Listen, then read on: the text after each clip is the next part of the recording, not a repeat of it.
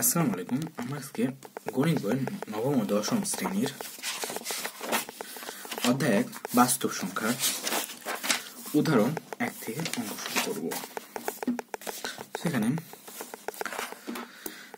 উদাহরণ 1 থেকে বলা আছে রুট 3 এবং 4 এর মধ্যে দুইটি অমূলদ সংখ্যা নির্ণয় করো। অমূলদ সংখ্যা হচ্ছে যে সকল সংখ্যাকে ভগ্নাংশ আকারে প্রকাশ করা যায় না সেগুলো অমূলদ সংখ্যা। যেহেতু বললো √3 এবং 4 এর মধ্যে অমূলদ সংখ্যা, তাহলে আমরা প্রথমে লিখব দেওয়া আছে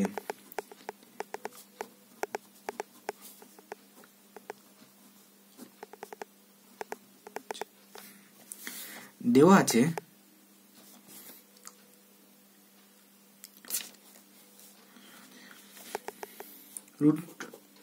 সমান, এটা কত পাই সেটা আমরা ক্যালকুলেটরে বের করে নেব। √3 সমান আসে হচ্ছে 1.7320 এটা মান। আবার দেখো ধরি,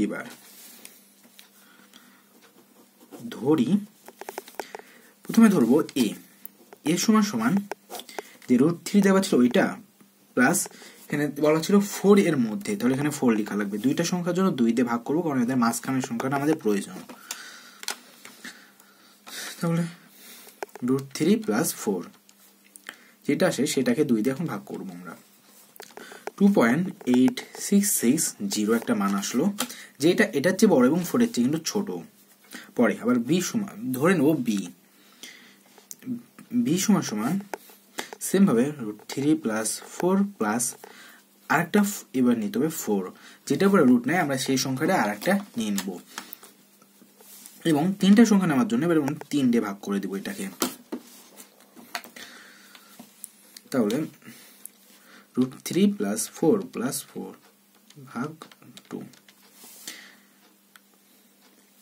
সরি এখানে 3 হবে 2 না, একটু মিস্টেক করলাম। √3 প্লাস 4 প্লাস 4 ভাগ 3, এবার ঠিক আছে। 3.2440 একটা মান আসলো, যেটাই দেখা যাচ্ছে এটা হচ্ছে বড় এবং হচ্ছে মানে 4 এর চেয়ে ছোট। এবার এখানে আমরা এখানে কিছু লেখা লাগবে, আমরা এখানে লিখে দেব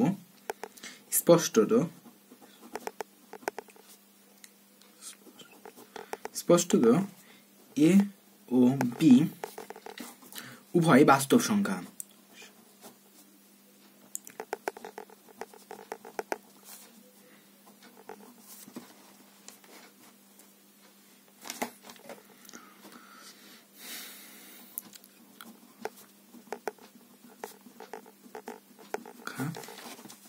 এবং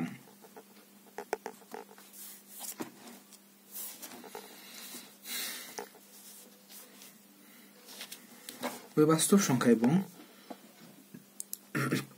√3 চেয়ে থেকে বড় আর 4 থেকে ছোট।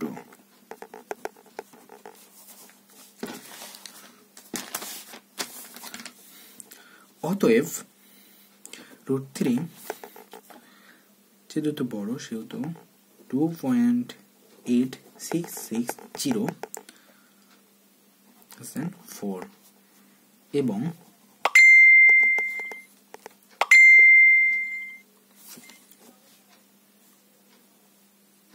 হচ্ছে এটা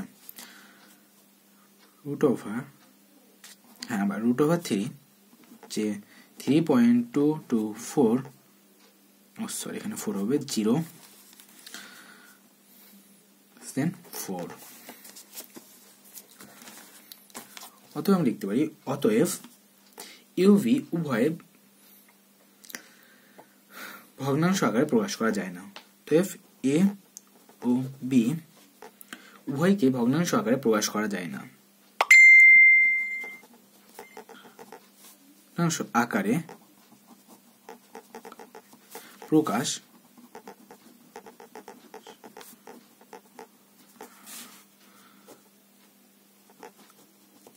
যায় না,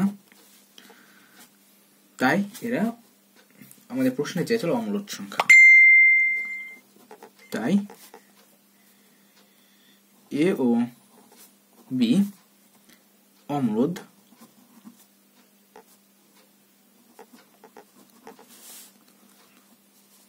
সংখ্যা। এটা হচ্ছে আমাদের 1 নম্বর উদাহরণের 1-এর অঙ্কটা। এবার আমরা উদাহরণ 2 দেখব।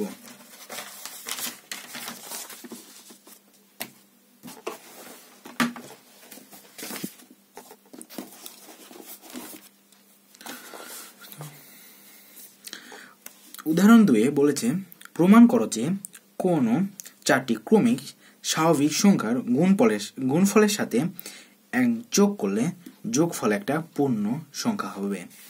আমরা 4টা ক্রমিক স্বাভাবিক সংখ্যা নিতে হবে এবং তার সঙ্গে এক যোগ করতে হবে, যোগ করলে যেন একটা পূর্ণ সংখ্যা হয় সেইটাই চেয়েছে। আমরা এটা করে দেখি। উদাহরণ 2, উদাহরণ 2 লিখলাম না, 2 লিখলাম। লিখতে হবে 4টি ক্রমিক স্বাভাবিক সংখ্যা নেওয়া হলো। 4টি ক্রমিক স্বাভাবিক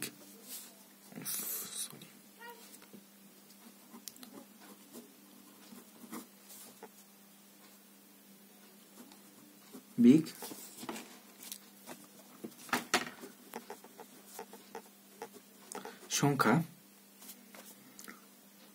x, x plus 1, x plus 2 এবং x plus 3 যার সাথে এক যোগ করা হলো। এর সাথে 1 যোগ করি।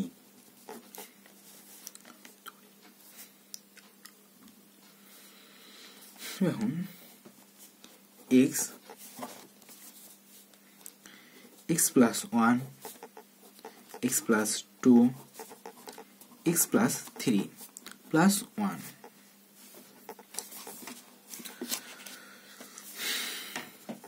এখন যেটা করবো, এখানে x রেখে দেবো এবং এখানে লাস্টে দিয়ে x plus 3 এনেছিলাম, এটাকে এই জায়গাতে নিয়ে আনবো। ফার্স্টে x plus 3, পরেরটা সিরিয়াল বাই বাই লিখে দেবো। x plus 1, x plus 2, x plus মানে plus 1। এবার এটা গুণ করতে হবে। প্রথমে x দিয়ে x এ গুণ করব, তাহলে x স্কয়ার প্লাস x দিয়ে 3 কে গুণ করব, 3x। আর সেম ভাবে এটা দিয়ে এটা একবার গুণ হবে, এটা একবার গুণ হবে, তাহলে x square plus 2x plus 1 দিয়ে আবার x এ গুণ করলে x প্লাস 2 প্লাস 1। যেটা করবো সেটা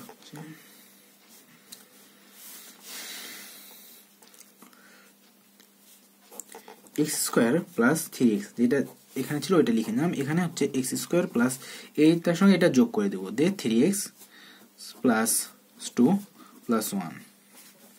এবার এখানে এইটা এবং এটা সেম আমাদের, তাহলে দুইটা সমান a ধরবো, a plus 2 plus 1। Side note দিয়ে লিখবো, ধরি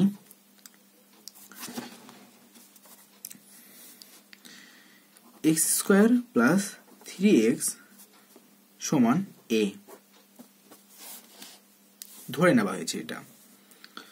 এটা দিয়ে এটা বাজারে গুণ করবো, a square plus 2a plus 1। এটা লেখা যায় a square plus 2a 1 plus 1 square, square plus b square সূত্র পড়লো এটা। তাহলে a স্কয়ার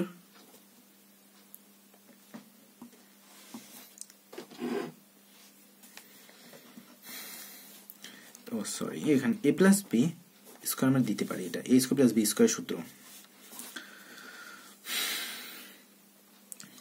এবার এখানে এর মান যেটা আমরা ধরেছিলাম এটা বসিয়ে দেব, x square plus 3x plus 1।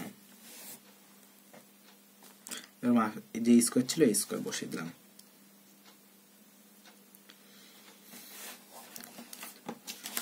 এখানে লিখে দেব যা একটা পূর্ণ সংখ্যা।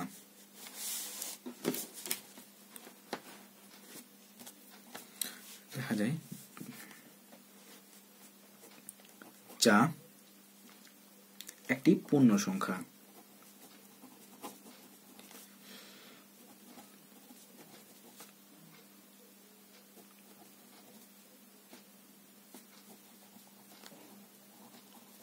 একটা পূর্ণবর্গ সংখ্যা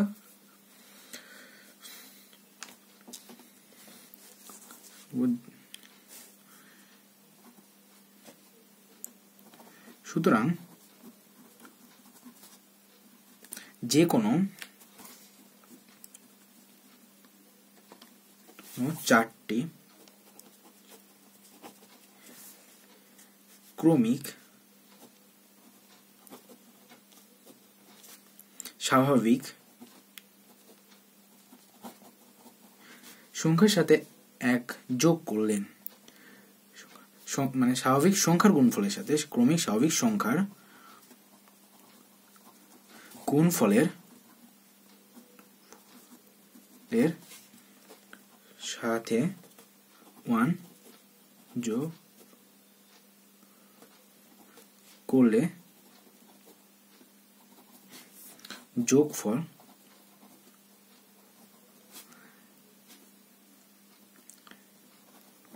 একটি পূর্ণ সংখ্যা হবে।